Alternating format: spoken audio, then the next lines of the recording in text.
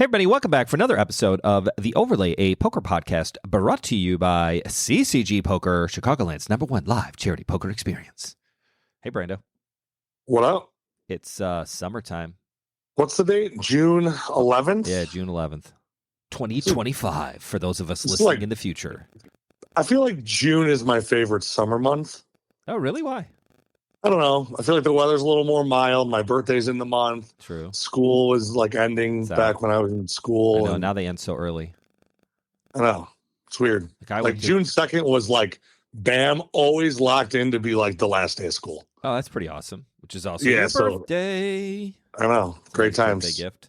I'm getting old. I remember when my niece was like, Uncle Kenny, I'm so sad. My birthday's, hers is July 7th. Mine is July 2nd. And she's always like, oh, it stinks. I never get to celebrate my birthday in school. And her mom called me and she's like, well, talk to Uncle Kenny. He went through the whole thing. I mean, he's always had a summer birthday, never had it during school. You know, you always get kind of clumped together in the summer birthday era, you know? Right. Everybody's just like, oh, you had your birthday over the summer. Cool. Happy birthday. No like cupcakes. You get like the one announcement at school and be like, cool, here's all the summer peeps. Pff, beat it. And I remember she was all upset. She was like 8, 7. I mean, pretty young. And I was like, you know what? It's fine. I will call the school board. I will have them extend school all the way through summer so that you can have your birthday in school. And she's like, oh, wait, hold on. I don't want to do that. And I was like, well. Right, like, hold on a second here. Silver linings. You know, at least you get to always spend your birthday in the summer. You don't have to go to school, which is nice. It's summertime, which means it is like the pinnacle of the poker world. Yeah? Yeah, no, this is like prime time for all things poker. Because who else would think, hey, let's go to the desert in the middle of summer and play a bunch of poker? Sounds kind of terrible, but, you know, good thing that the casinos spend a large amount of money on the air conditioning and it's all good in there. Almost to the point where, like, I'm freezing inside and then I'm, like, sweating bullets outside. So it's, like, the weirdest, like, going to a poker tournament is the weirdest thing in Vegas in the summer because of the fact that it's like I could wear jeans and then I got like a sweatshirt and then I got like, it's nuts. Like it's because then you're so hot outside walking to and from because I never stay at, where's the WSOP now? Venetian, Paris. Yeah, Paris. And is it still Bally's or it's called the Horseshoe now? It's called the Horseshoe now, yes, sir. Yeah, so it's like combined together, but I never stay at either of those properties, and I always have to get over to the WSOP, and it's always that weird, like, how fast can I get there before I start sweating through everything? Because it's like 100-something degrees outside, and then you get into the casinos, and it's like 61. Yeah, last time I busted the main event, I was staying at Caesar's Palace, which is kind of right across the street. Close enough to I'm walk, like an Uber. I'm like an Uber, not really a walker, okay. But I was like, I'm not going to get an Uber across the street. Like I was bummed. It's too much. I was like, I'll just walk it. I was wearing like a black, like pullover, like long sleeve hooded, kind of light hoodie. Mm-hmm. It was like people on the street are like, what is this guy doing? Like, you don't understand. Like I was just in the 60-degree frigid cold for 8 hours. And now I'm just trekking it home. Right. And I was just sweating bullets. I'm on the walk of shame. So can we, I'm on the walk of shame. Exactly. Yeah, can we be cool with that? Yeah. All right, so this episode, we're going to talk about everything poker in the summer, kind of get both of the two big things out of the way. Obviously, the WSOP, the World Series of Poker, started at the end of May. We'll run through the middle of July. We're about halfway through, a third of the way through. You'd kind of give me a number, but I forgot what it is. Yeah, we're like 30 events down. There's like 11 more in progress. So what, 41? That's 40% of the way done, I guess. Yeah, about 100 events. We're going to hit some highlights of what's already happened this summer, maybe talk about some things that's coming up this summer, and then we're going to finish the episode out with the CSOP, the Chicago Series of Poker, talk about all the good stuff that's coming to the Chicagoland area for our mixed game lovers. Tournament points list is back. Tons of fun, and we're excited for the summer. So lay it on us, Brando. You're like our outside reporter. Brandon's tuning in with update from the WSOP. Brandon? I mean, let's just start off with event number 1. Oh, cool. Which used to be the I was very $500 employees. So confused by that. I was like, but it's so no confused. longer that. That's event number 2 now, which is weird. I will say this. I do love that they still do a like casino employee only tournament. And there was a little bit of hubbub to see who now qualifies for that. Cause they were like, oh, do like these pro vloggers? Yeah, they all did qualify. They did not qualify, right? No, they did qualify, but they like made a point to like not play it. Yeah, because that kind of stinks. Because when I think of a casino employee or that tournament, it's like the blackjack dealers and the poker dealers. It's like almost like a nice little nod from the WSOP to be like, here, you guys can kind of get your little taste in, and then you're going to be working the rest of the summer, 12-hour days, shipping cards left and right, getting yelled at by players, floor people telling you which way to go, breaks getting skipped, all the good stuff. Yeah, I didn't know. I think in general, a lot of the pro vloggers did not play. Okay. I know that there was like a lot of question respect about it. I think it is. I think it's huge because a lot of those are pros, and I don't think they should qualify for it. It is a nice thing. It's only a $500 tournament, right? It is, yeah. So only. But I mean, for the WSOP, that's like bottom of the barrel. That's like $20 early birds for them. For sure. So I think if it was a higher buy-in, that might have been a little bit less of a deterrent to play. But I'm glad that a lot of them chose to not do it because I know a lot of like the poker news guys played. Who's the guy who final tabled that one? Super famous. He's like the most famous poker news guy. Chad something, not Chad. Regardless. Holloway? Yeah. I don't know. Yeah, that guy. What's his first name? Nick? Yeah, I think it's Chad Holloway. Yeah. Oh, it is Chad Holloway. Anyways, congratulations, Chad. I definitely gave you a nice shout out there and couldn't remember your name. Whoops. All right. So event number 1, which was not the employee casino. Which one was it? 1K mystery bounty. Mystery millions. Give us a quick rundown. What is mystery millions? 19.6 thousand players. Jeez. There was 2 $1 million mystery bounties, and first place was also guaranteed $1 million. Milli. That's pretty awesome. Didn't the go ahead, tell us, how did the millionaire bounty come out?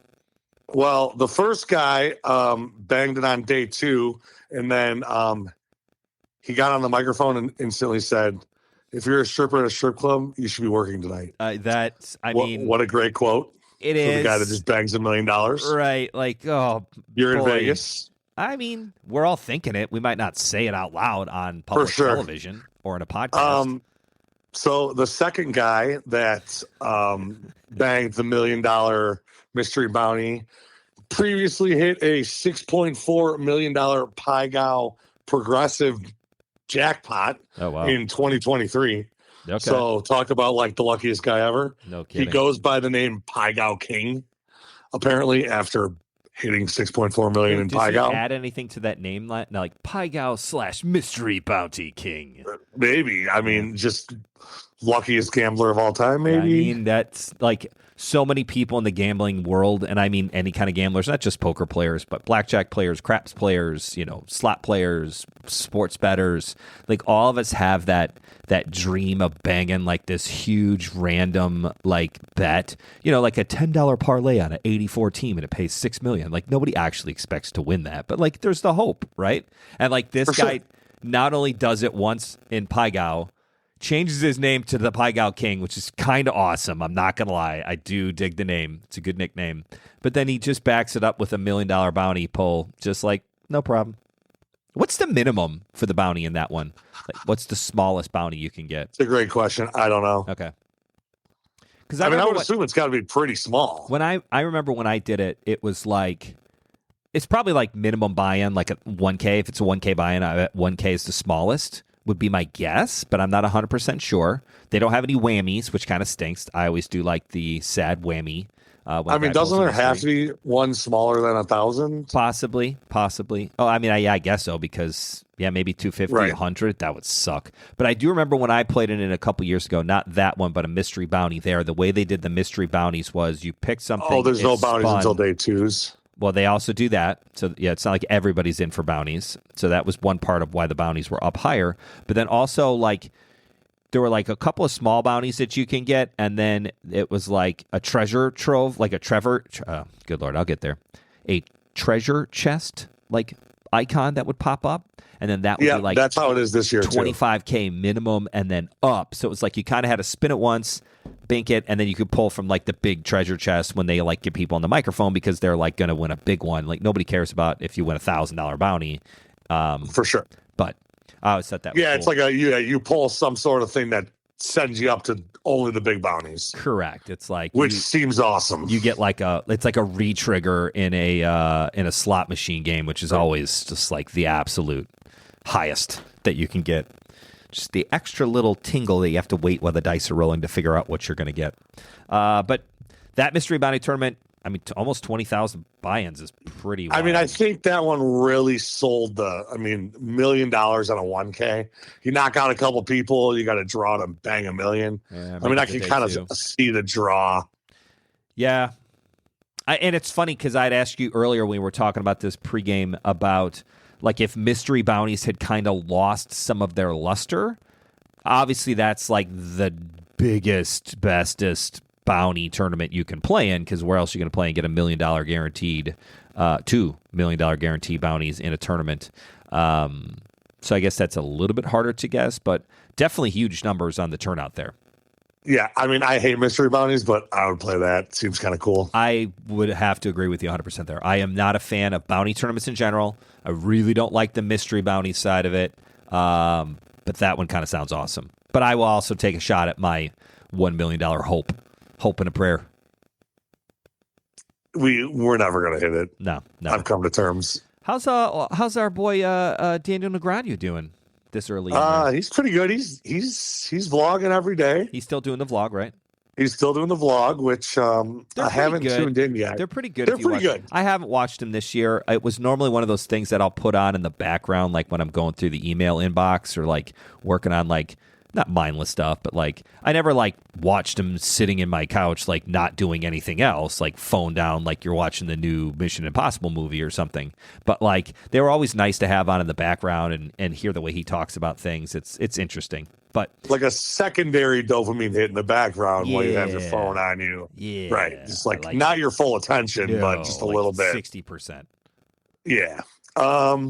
He got second in the 10K, 08.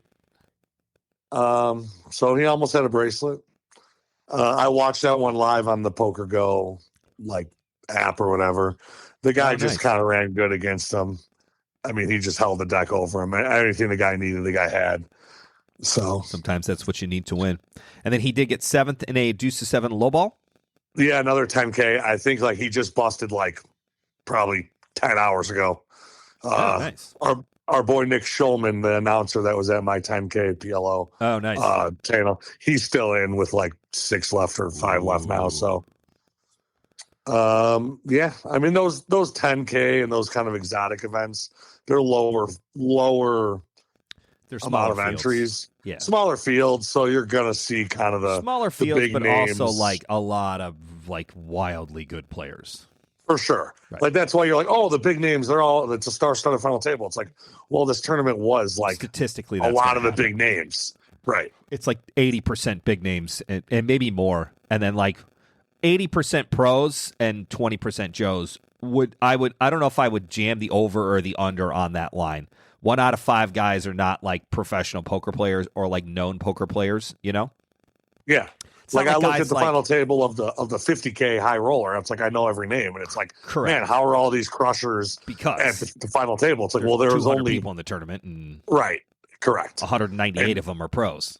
For sure. That have and 2 of them are business guys that have no shot. Yep. Correct. That just want to play in the game to say they played in the game, which is okay. I don't mind that.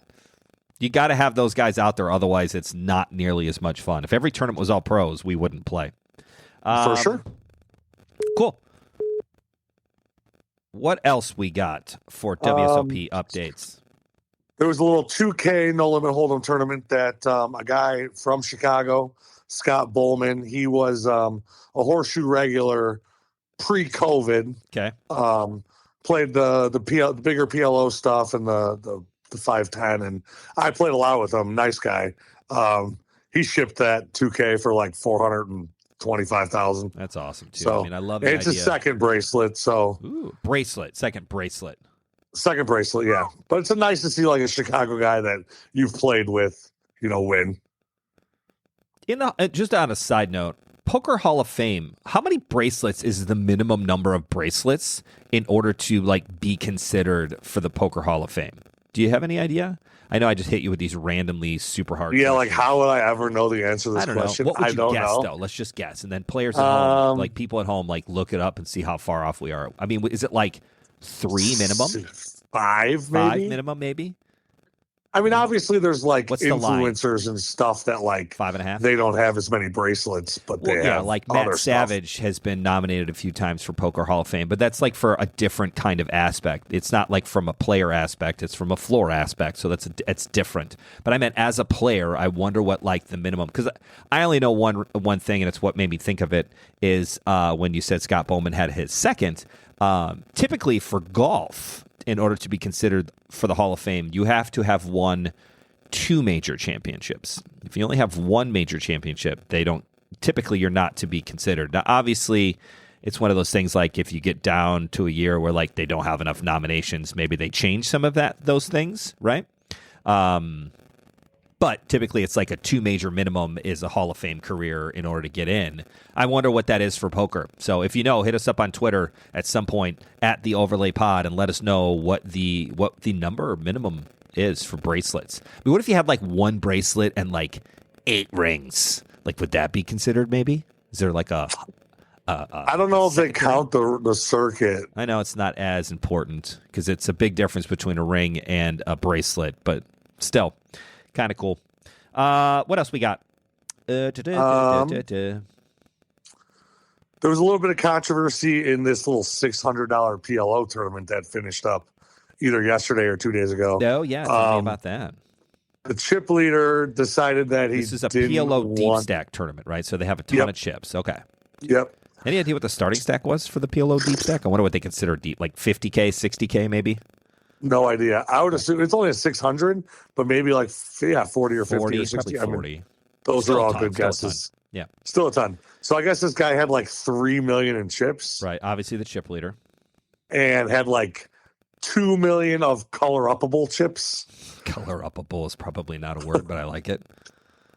Everybody knows what I'm saying. And this is not during the color up. It's not like he refused to give up his, $500 chips when the blinds are going to 1,000, 3,000, and they're never going back, right? Like you're never getting to use the 500. No. Yeah, it's not like during that. like a scheduled color up. This was he like had during a ton of chips, and just to speed up play. Is it for ease of the game? It's not I think so. Just like there's a lot of moving and table changing and racking everything up, and especially when you're flying through a $600 tournament. What did Tyler Brown decide to say to do? They asked, he sir, decided we're gonna call you up, just, and he said, "No, with more colorful language than that," and decided to call the floor guy a few colorful names. Great choice. That'll always end well. So much so that he got a 9-hand penalty, and they discussed the possibility of just kicking him out of the tournament. Wow. Well, chip leading. I would think at that point I would just be quiet and cut my losses and give them my chips. Reminds me of a time in my youth when I argued with a police officer who had pulled me over for speeding.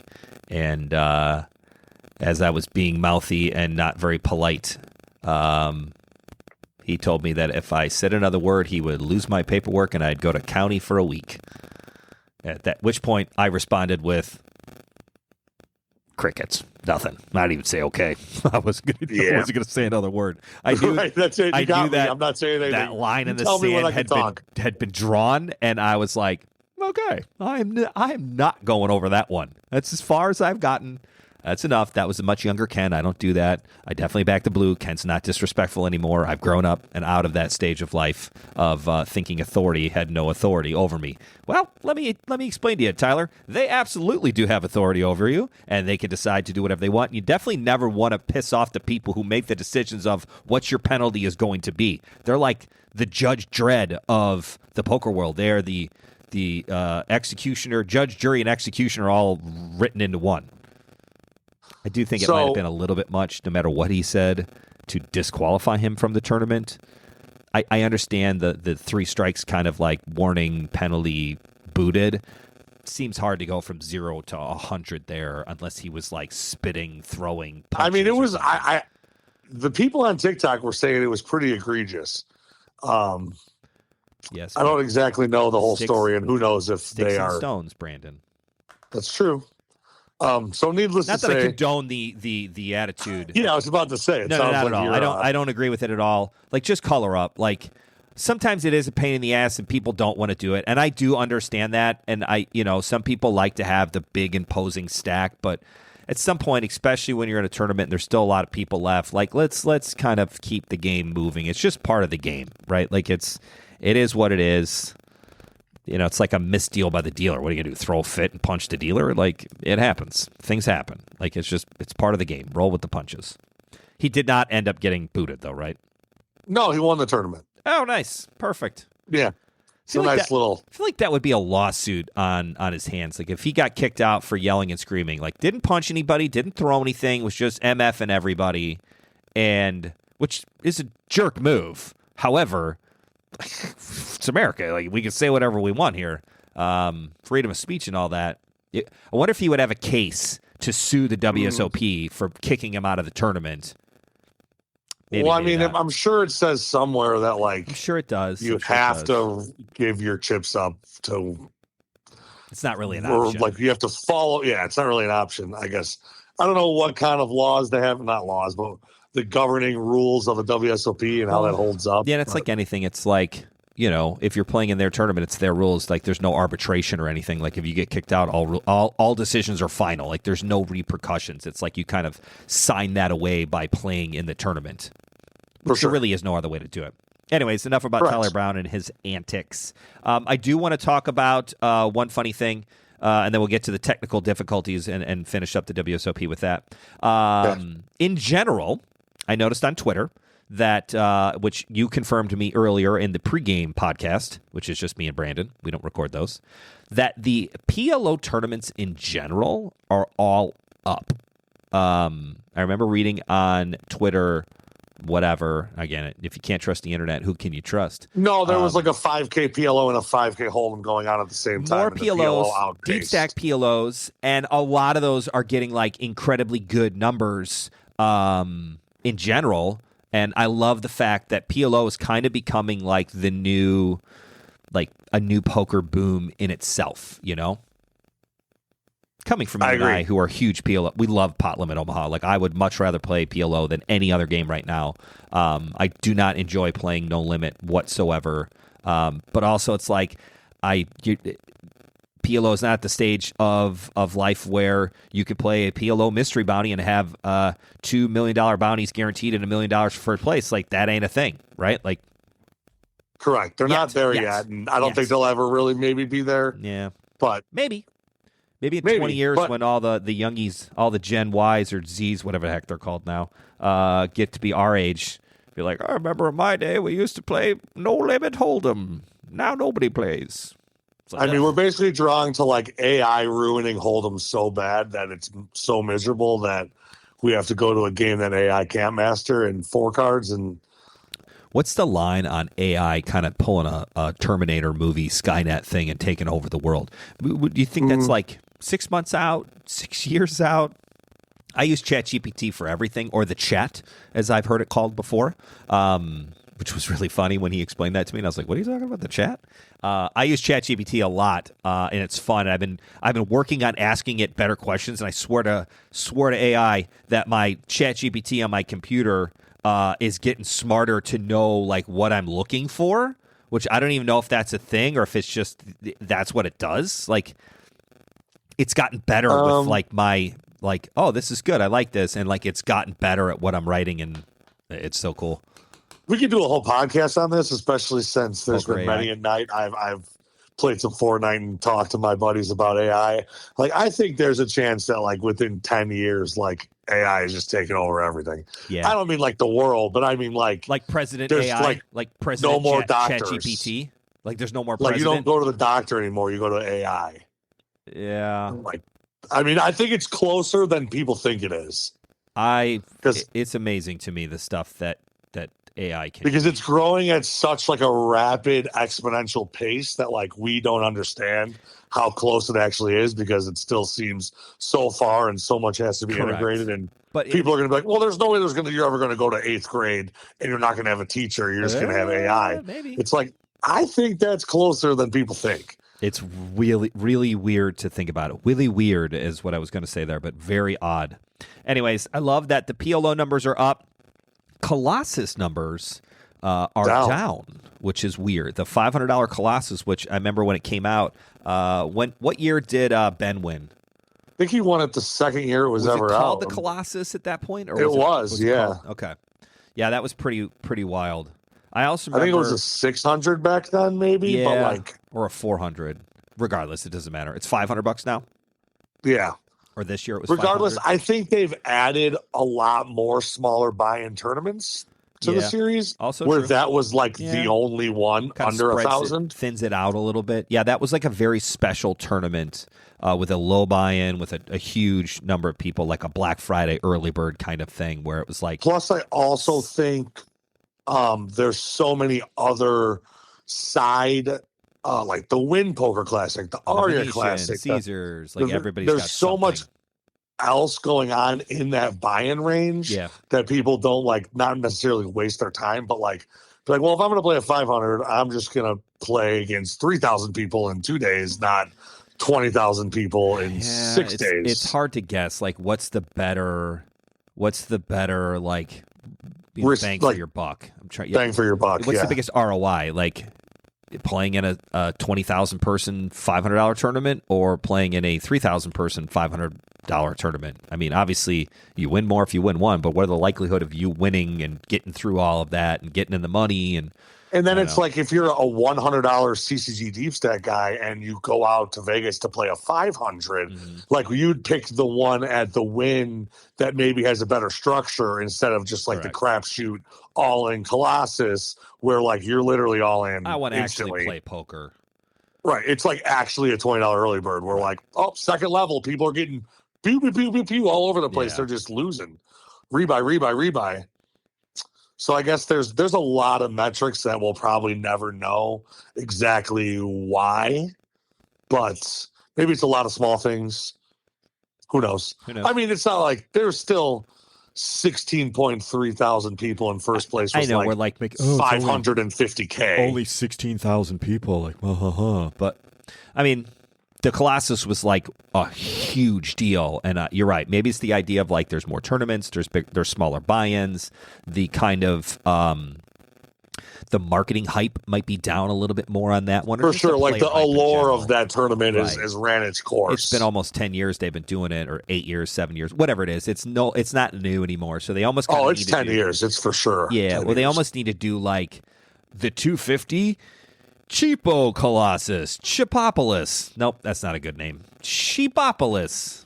Mini Cheapo. Something. Where at least, like, in order to get those numbers again, but then the WSOP is never going to do that. Like, they're probably thinking, we're glad these numbers are down there at 500 because it's got to be a colossal pain in the ass to get that many people in and out and around, and just the logistics of that is crazy. For like your lowest buy-in tournament, correct. Like, the rake work. Isn't, it is like, the most work. Who gives a hoopily doop? All right, let's end the WSOP update, midsummer update, with technical difficulties in the online event, which we thought was maybe event number 7, but it's regardless. I think it's online event number 7. Okay. Don't know the buy-in, don't know anything about it. Tell us what happened. Just know that day 2 started and like 98% of the people couldn't get in the tournament. Couldn't log in. Yeah, or couldn't take their seat. Right. Regardless, they ended up having to cancel the tournament, which caused some controversy, obviously. And then what did they end up doing to kind of, obviously, like, the tournament's totally effed. Like, there's nothing you can do with it. It is what it is. Like, clearly, so many people weren't able to sit down. It's not like you can just, like, scrap it.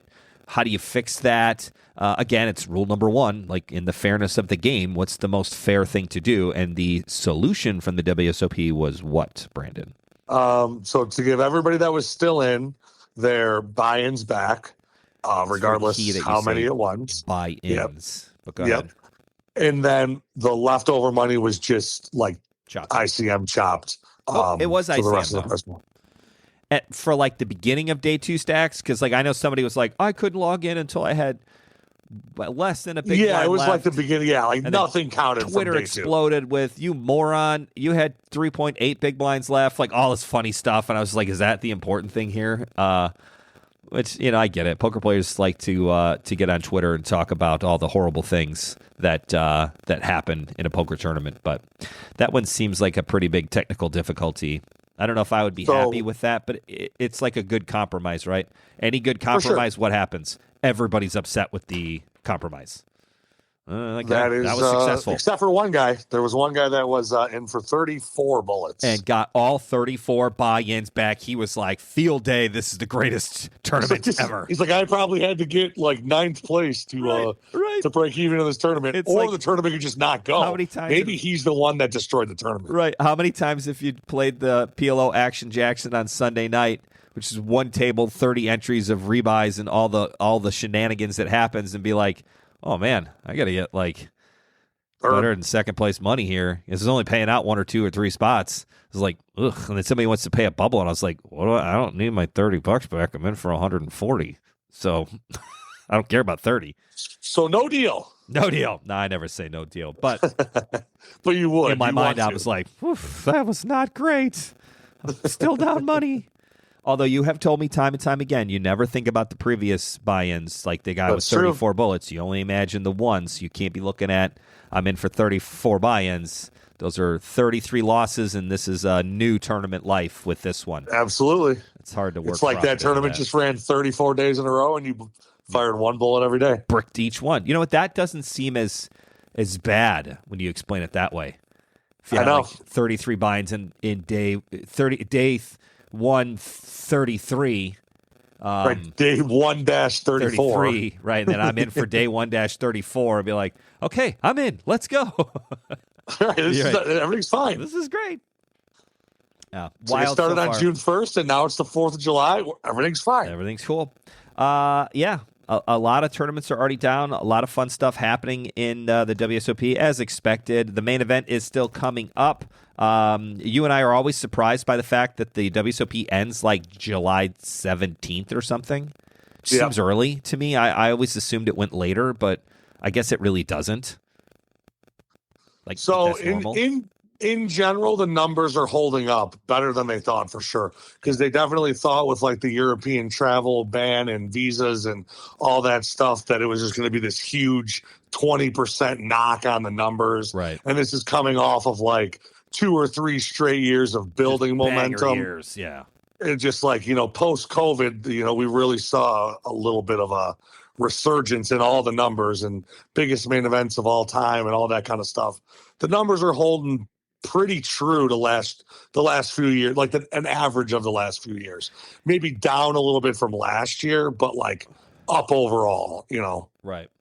Still trending in a good area. Right. It's like Bitcoin. Yeah, it's not at the all-time high of 110K, but like it's still hovering around 100K. Yeah, which if you'd have told me 10 years ago that Bitcoin was going to be up over 100, which actually you did tell me that was going to happen. So I guess this is my real life coming back to bite me in the ass, but I would have never believed you. So I guess the true factor for the World Series for me is how many are in the main event itself, because that's the end all be all of the series. I mean, I get it. Everybody's excited about all the other stuff, but most people want to look and watch the WSOP. I've never really watched any other final tables on Poker Go unless there's like a big, like a Negreanu or like a Phil ID. My poker like Hall of Fame, like guys that I've been watching since I was for 20 years back in the days of when poker was on TV everywhere. Like, I even like watching Phil Hellmuth because you never know what he's going to do. It's great. I love to watch him explode and cry and bitch and moan. It's like my favorite thing. He really is the poker brat. It's great. Super, super quick on WSOP. I know we got to switch over to CSOP, but the WSOP Plus app that they came out with this year. Good call. It really makes it enjoyable to like follow and watch, and the way that the WSOP is showing the table draws and the way that they're really marketing this year's like tournaments, I feel like it's a big upgrade. Not to mention just like the fact that you can instantly register for any tournament right now here in Indiana for any tournament coming up with my PayPal or my credit card And right there'll on be there. like They'll give me my C card and everything. And then there's just a simple check-in at the WSOP, kind of like the kiosks. Because I remember trying to use the kiosk. Right, but it's a one-time check-in. It was you verify once and you're good. Once you're verified on the app, then you're good, which is really, really cool. Never have to wait in a single line. You can do bank transfers, you can do credit card payments, you can get crypto on there, I'm sure, in some way, shape, or form. So overall, that's a big user experience. Huge. Where you don't have to sit and wait in a 1 hour line and bullshit with some guys about what tournament you're playing and how they got you out in. And I have weird sleeping hours in Vegas, and I always did like a 4 a.m. like register. 4 to 5 a.m. was like nobody was there. Like I was getting served before, triple diamonds. What are they called? Like 7-star? 7-star. I was going to say silver star, but yeah, I remember there were like 3 guys in the silver star line, 7-star silver line. Star. I'll get there. There were 3 guys in the 7-star line and just me by myself. And I walk right up. Bro's like, come on, man, you're over here. Like, you're here with the non-VIPs. I was like, haha, VIPs. I finally got you. You guys are waiting. I don't have to do anything. I'd like a $200 cash advance on my credit card, please. I'd like to buy into this 1K on 4 different credit cards. They're buying into 50K high rollers, and here's me. 1,500 mystery bounty, please. This is my 3rd day in a row. Today's the day. It was great. Anyways, excited for the WSOP. If you're hitting up the WSOP, please make sure you follow us on Twitter. We would love to hear some of the antics going on from the Chicagoland, our player base, just people who listen to the overlay in general. Love to hear kind of what's going on. If you get close to some final tables, Brandon and I will sweat you. At least the 2 of us will do it. I guarantee you. And it's a great way to try to get on the podcast. If you actually make something and we can find you and you hit us up on Twitter, we'll talk to you. No problem. Yeah, they're probably not going to want to talk to us after they win, but Yeah, I'm hoping we can get them hooked to like a contract before they like win the bracelet number 3. Right. Makes sense, yeah. That's what we're hoping for. Okay, 37 minutes in, end of the episode. We're going to talk about our version of the summer series of series. The CSOP, been running since 2008, maybe 9. It's a long time. Chicago Series of Poker. Love it. It's one of my favorite times of the year. It starts June 20th, which is about 9 days away from now. June 20th, there is 50 events, including the main event, which will end on Labor Day weekend, which is a weird one because it's September 1st is the first Monday of 2025, which means Labor Day weekend is actually August 29, 30, and 31. Okay. It's a really strong lineup of locations.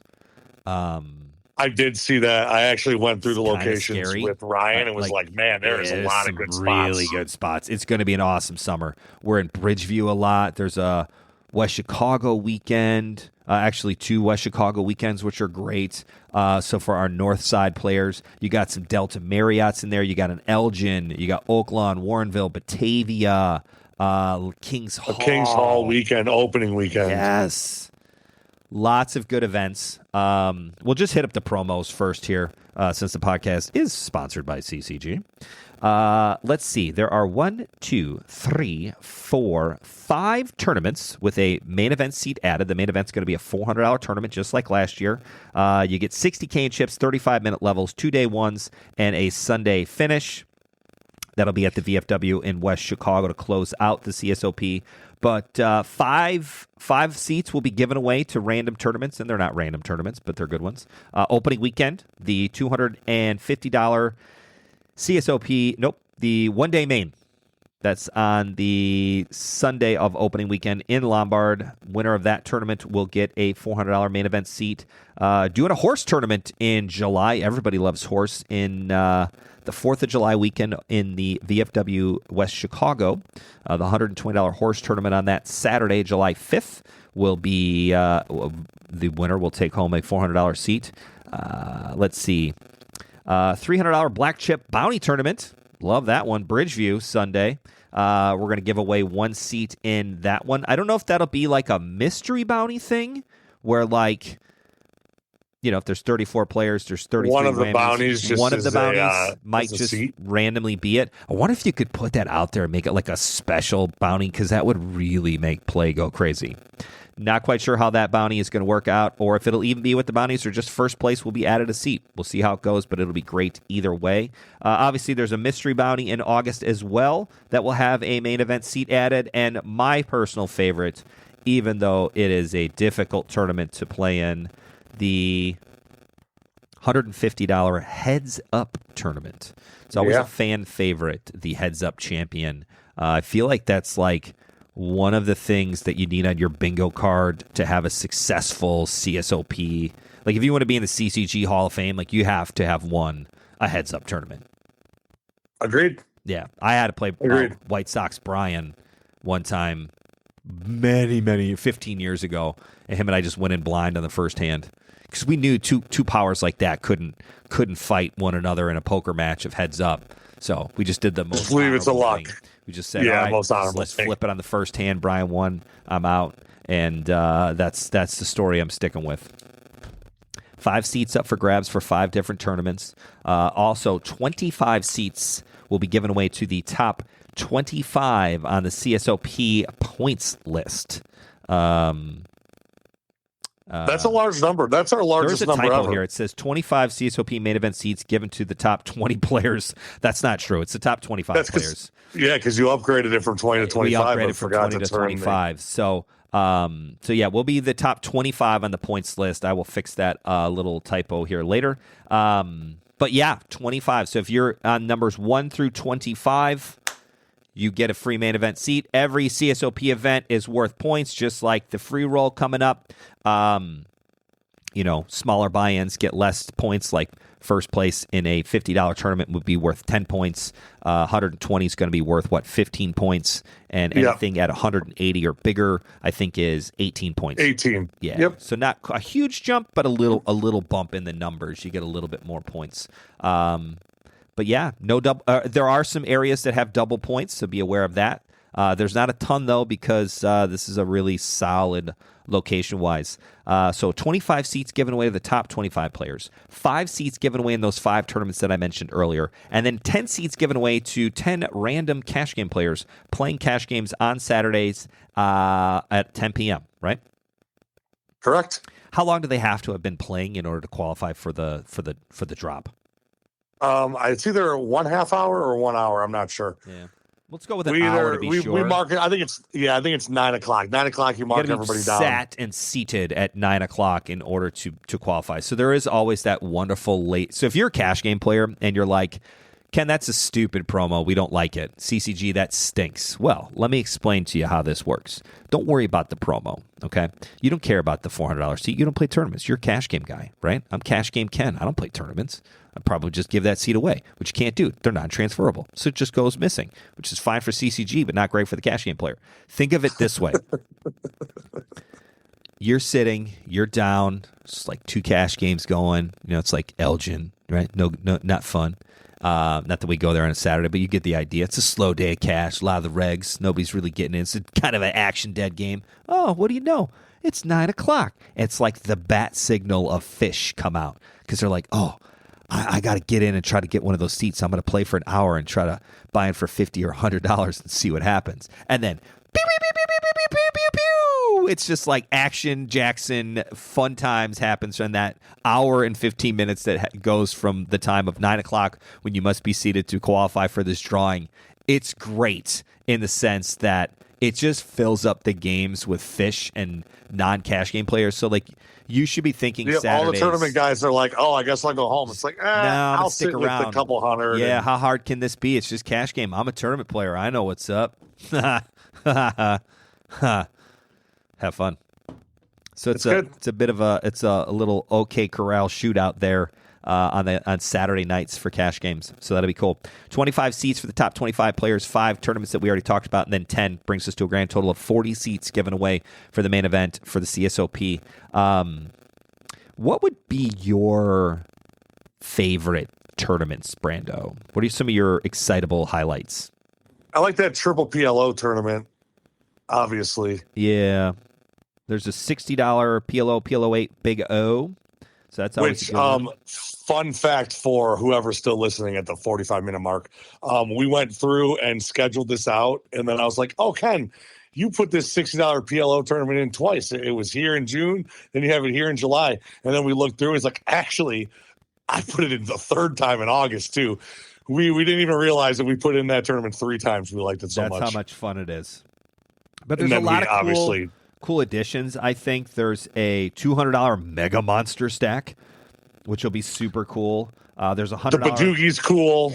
Badoogi's kind of a new one. We're doing Torse, Torse, which I have gotten many phone calls about because people believe that it is a typo, that it's supposed to be horse, not torse. Can you explain what Torse is, Brando? They take out the hold'em, the H, and add the triple draw. What is it? Deuce to 7 triple draw. Yeah. I guess like the limit hold'em and horse is kind of like the weakest game, not like the other games, right. And it's very non-mixed gamey, and all those horse players like the mixed games. Yeah. And it's actually funny because when I final tabled the circuit horse, I was praying for the hold'em area because it was the only thing I semi-knew how to navigate through. Even though it's limit and it's a lot different, like at least I'm semi-familiar with it. Whereas the other games, I was like, I have no idea what's going on here. I don't know what I'm doing. So that's probably why the mixed game specialists don't like hold'em in there and would rather prefer the triple draw, which Torse is really becoming more popular. So we're trying it out. Let's see what else we got here. We got a Crazy Pineapple Deep Stack, which would be fun. It's basically the regular $120 Deep Stack, except it will be a pineapple tournament. Crazy Pineapple. Yep, and usually we do like a $60 late night pineapple, which is just all in our fold, and I think we just fire it at the end of the night. This is a good one because it's actually like you're going to have to play a full 6-hour tournament of deep stack poker, not knowing what you're doing with pineapple. It's going to be great. Let's see. There is a PLO deep stack in here somewhere. I can't read it, but I know it's in there, so that's a cool one as well. I'm excited about that. I think it's maybe even a bounty, right? Is it a deep stack bounty, or is it just is there both? There's both. There's a $100 PLO bounty, and then there is also a PLO deep stack in here somewheres. Nice. Which will be great. But anyways, it should be a super fun tournament. Lots of stud, lots of PLO, Crazy Pineapple. You got horse, torse. Deuce to 7, single draw, triple draw. Yeah, both of those. And you got some good staples too. I mean, you got I mean, we hit up all of our best tournaments. All of our best home tournaments are highlighted as well. There's a couple of birds in there. There's some second chances in there. There's some Raz tournaments in there. Some straight stud tournaments, 7-card stud. Aha! Which I think they call it ROE now, which I always found to be weird. But the HA tournament is half no limit, half PLO. Great way to get yourself acclimated to pot limit Omaha if you're nervous to play a PLO tournament in general. That's a good one because only half the game is PLO. The other half is your very comfortable no limit. So that's always a good one. But yeah, should be an awesome summer. And the $40 flip and go on the last day before the main event weekend at 6:30. $40 flip and go is 10 players, one walk away with a main event seat. No. You go with one player goes to a final table where you play it out. But all you got to do is win one flip and you're beating 90% of the field already. You're in the money and ready to go, and that's a super fun tournament to play in. So either way, thank you for listening. Make sure you follow us on X. I forgot I was no longer going to say Twitter. At The Overlay Pod. Thank you, as always, for listening and supporting the podcast. We enjoy it very much doing so, and maybe we'll have some cool guests this summer. I am sending out many AI-generated interview requests to professional poker players, including Daniel Negreanu, which I don't expect to hear back from, but you never know. Matt Savage said hello. I couldn't believe that. Look how that turned out. True.